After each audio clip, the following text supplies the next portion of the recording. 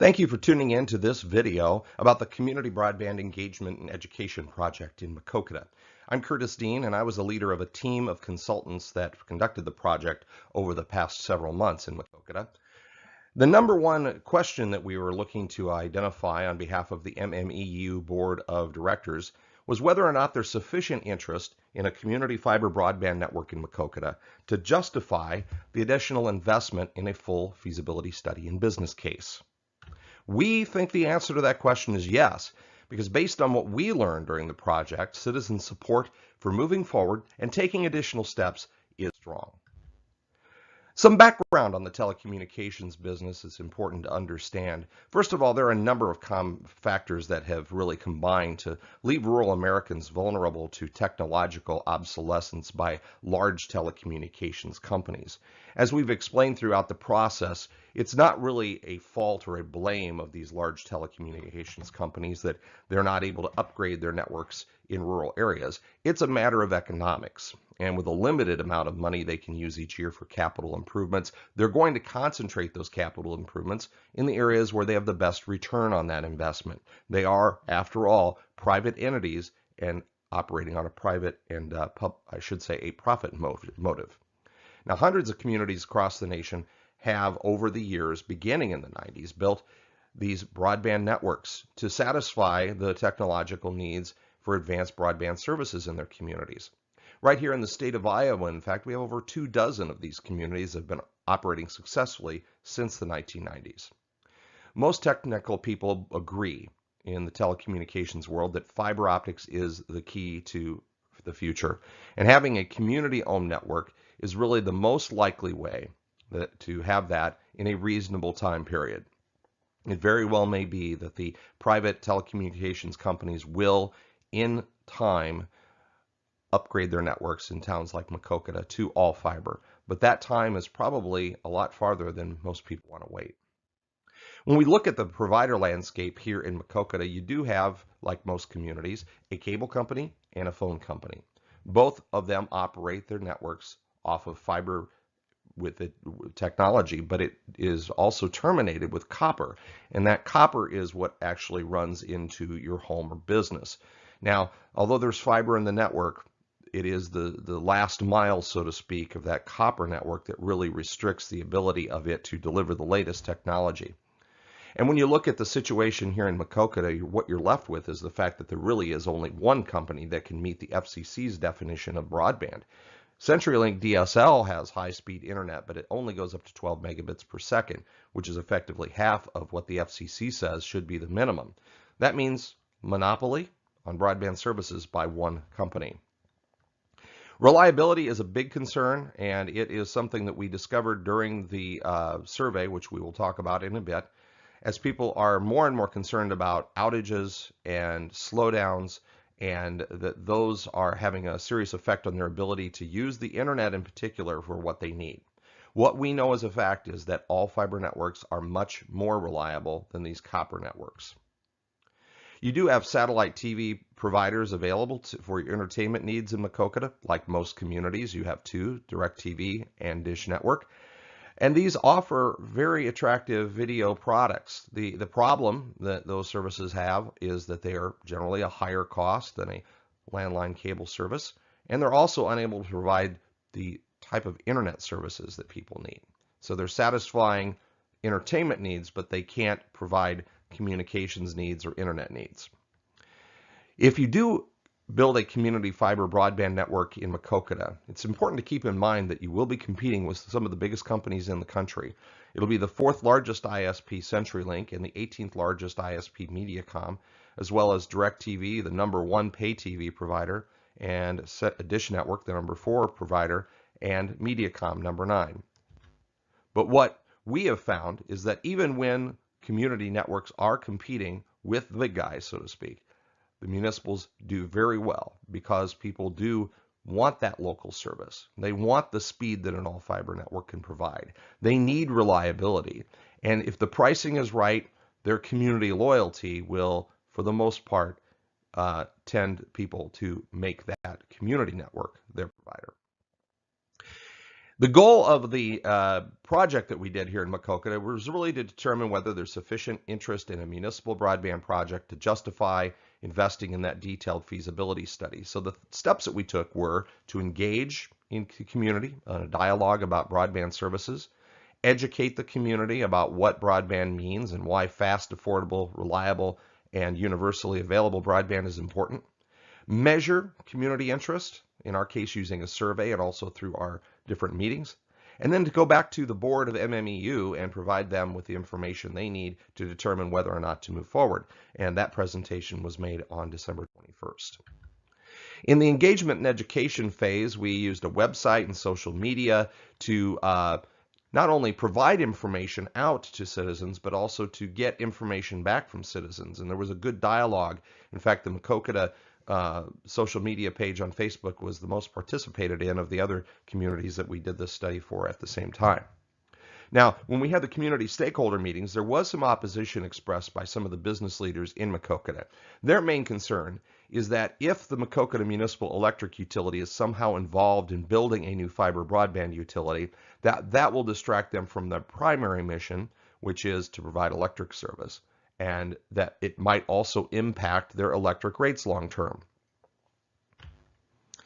We also had a fiber town hall meeting, good attendance, and we had a very positive conversation with the folks at that fiber town hall meeting, and we want to thank those folks, many of whom stayed engaged after that meeting by following developments on Facebook and on the website ourbroadbandfuture.com. The biggest part of the project in terms of time and effort was really the community broadband survey that was conducted. We were really pleased with the response rate. About 18.6% of Maquoketa households returned a survey, either a paper survey or responding online. That means that the margin of error on the results of the survey is fairly good, about 4% plus or minus. That means if 70% of the people that took the survey said yes to a particular question, it means really that the whole community would be somewhere between 66 and 74% if you talked to everyone. So that margin of error you need to keep in mind when you look at the numbers that we'll be showing here in just a little bit. It's also important to keep in mind that this survey represents a snapshot of what was going on in people's minds in Maquoketa in the fall of 2016. These opinions change over time based on a number of factors. So it'll be important, and we reported to the board, important that they keep this in mind. If there is a long delay until the next step, then some of this data may change, and they may want to go back and resample the community and resurvey. The average bill that was reported by people on the survey, and this is just of landline services of cable phone and internet, not cell phone, was $136.04 per month. That's across all customers. That's about $4.3 million per year that is exiting people's bank accounts in Maquoketa and going somewhere. And that somewhere is to the private telecommunications carriers, the DirecTVs, the Dish Networks, Mediacom, CenturyLink, and others. About 32% of the people reported that they have what we call the triple play, which is TV, internet, and telephone service. Their average bill is higher, as you might expect with more services, about $182 a month.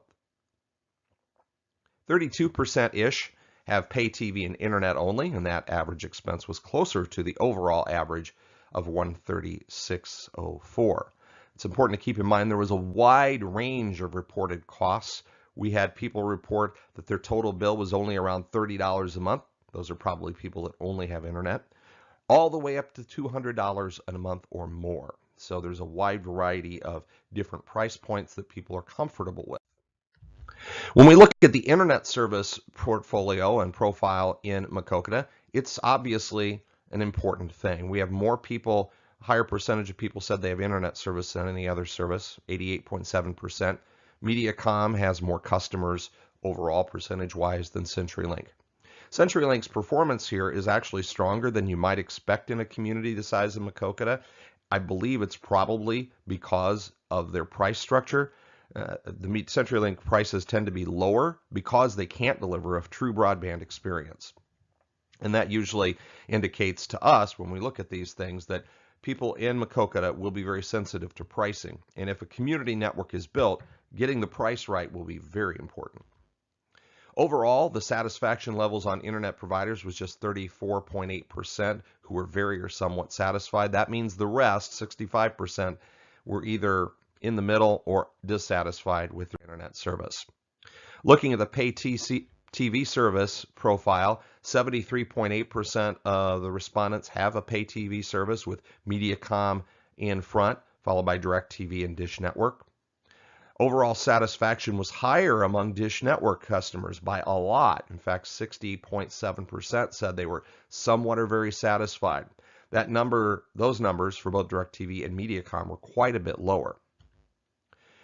The advanced video features that these providers do provide, such as DVR, whole home DVR, TV everywhere, those all were very important to most people who responded to the survey. Landline telephone is declining across the country, and we see that same result here in Maquoketa. Only 44.2% of respondents still have a landline telephone, with CenturyLink leading the charge with almost 57%. That's consistent with what we see of cord cutting on landline telephone nationwide. And in the comments on the survey, we had a lot of people tell us that the only reason they even have a phone is it's bundled. They may or may not even use it. The Mediacom customers did complain in the survey's comments section on a number of occasions about their phone service being down, with their internet service was down. That is a function of the technology that Mediacom uses, and their internet service is what carries that voice service. A community fiber broadband network would be built differently, and so you would not have that same issue. Overall, the demographics that we found of the people who answered the survey were pretty consistent with the U.S. Census Bureau reports, Census Bureau figures for the 2010 census or the 2015 community survey, which is kind of the mid-census checkup, so to speak. They did tend to be better educated with higher household incomes than the census figures, but when we looked at that, it didn't really make any difference on the end results. In other words, people with less household income were not less likely to support a community network than those who had higher incomes. This is kind of where the rubber meets the road. What is the overall percentage of people who think it's a good idea to move forward? Well, we did ask people a number of things about, do you think that broadband is important for the community on a variety of aspects, and they agreed that it was. When we came to the final question of if a community network were built, would you switch? Well, 78.6% said they were somewhat or very likely to switch, with by far the biggest number there, that very likely of 61.8%. The rest, not sure, but really only about 7% were very or somewhat unlikely to switch. That tells us that people are excited about the concept, but even the skeptical people are open to looking at it if and when a network is built. And that's very good news. So our conclusions based on the project were that Maquoketa residents really get it. They understand that fast, affordable, reliable, and universally available broadband is very important for the community. It's important for economic growth and economic and employment opportunities. It's important for a kid's education. It's important for healthcare, in particular, that kind of remote healthcare that help our senior citizens live better, longer, more comfortable lives. And in generally the quality of life that it brings to the community, making Maquoketa an attractive place for people to live, work, and play. There's a strong belief by Maquoketa residents that what offerings are there today are not really adequate for their current or future needs. Now, the internet services that are provided by Mediacom probably would be considered by most people to be sufficient as far as speeds, but reliability comes up short there, and price seemed to be a big complaint among those customers as well. And the big issue here in Maquoketa is you really don't have competition for broadband internet.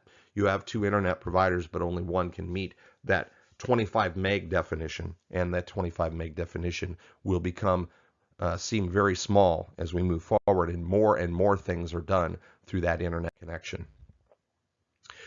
A community broadband network, if built, could address a lot of the shortfalls that we identified. Those shortfalls include the fact that the fiber optics would guarantee you have technology to provide world-class internet speeds along with pay TV and telephone. that reliability would be higher, that gigabit or higher services could be available to every home and business. The capacity of fiber is such that it'll meet your needs today and for decades into the future. And because that community network is not driven by the need to generate profits for private shareholders or public shareholders, that it's going to keep prices lower. And that means prices will be lower even if a customer chooses to stay with a private provider, because those private providers in many cases will be required to tweak prices in order to keep customers, and that benefits the consumer. A community fiber broadband network would also have long-term benefits to the Maquoketa Municipal Electric Utility. Now, this is something that is sometimes overlooked when communities take a look at fiber networks. But what's important to understand is how we deliver electricity today has essentially gone unchanged in 100 years. The network that delivers that electricity has not a lot of intelligence in it. And because of that, it's not as efficient as it could be. Using a fiber network by the electric utility could allow them to implement a lot of the smart grid technology that is being used by other cities to increase the efficiency of their electric utility, which lowers costs, increase the reliability of their electric utility, which increases consumer happiness, and that reliability also means that there's less lost revenue when outages do happen. In other words, we can't prevent somebody from running their pickup truck into a utility pole and knocking out electricity.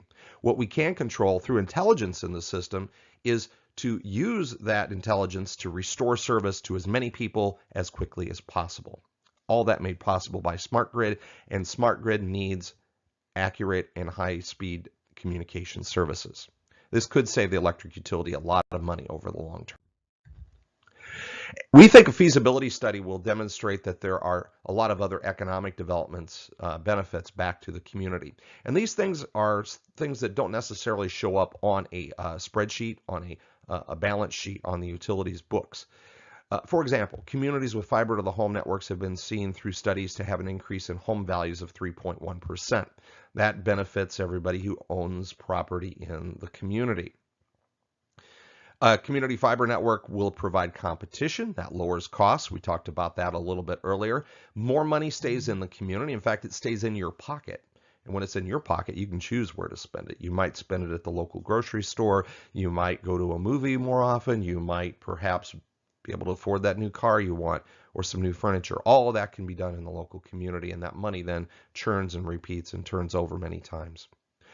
Surveys and studies have found that communities that have fiber networks have a higher gross domestic product of 1.1%. That just means more economic activity, and that means higher profits for small businesses. And of course, small businesses are the economic drivers of every community. They're the ones that create jobs. They're the ones that create economic opportunity.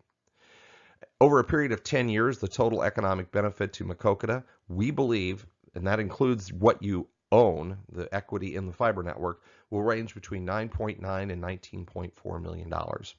One other thing that's not directly addressed, but it is addressed indirectly, and is the fact that people will be able, because they have a fast and reliable internet connection, it will really enable home-based businesses and self-employed people to be able to work more efficiently and more effectively than they do today. And that is a small but growing segment of our overall work profile in small communities. We think there's a strong probability that if a feasibility study is done, that it will show the utility can provide excellent broadband services at a competitive price. We think the take rates, based on the survey and what the positive vibes that we were getting from most residents, we think those take rates are going to be high enough. They'll create the cash flow needed to cover the operational costs and to pay whatever debt has to be accrued in order to build the network. The potential for shared service infrastructure with other providers, including other municipals, will also further reduce the cost of the network and bring access to advanced services that might otherwise be cost prohibitive. 20 years ago, when many of the Iowa municipal broadband networks were built, they had to do everything themselves because there was no affordable way to connect to another community and share equipment. We're seeing that shared infrastructure is much more viable now, so that a Maquoketa could share platforms, and equipment and expertise with a community like Maquoketa or Cedar Falls or others, rather than having to replicate that capital investment up front. We think, based on the competitive landscape and the cost to construct a network, that the feasibility study will really give the board the information they need to give a go, no-go to actually building a community fiber broadband network. That still has to be a local decision, and the MMEU board is going to have to take into account a lot of factors before making that decision. But that's certainly something that the public will need to express their opinions on toward the board moving forward. We recommend that there is enough interest to justify the board continue forward and spend the additional money needed to do a feasibility study. And that is the primary recommendation that we give to the board out of this study. This study that we did, this project, does not say to the board, you should build a network.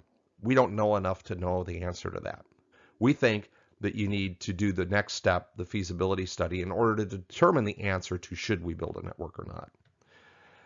So that wraps up the conclusion of the project presentation that we made to the MMEU Board of Directors.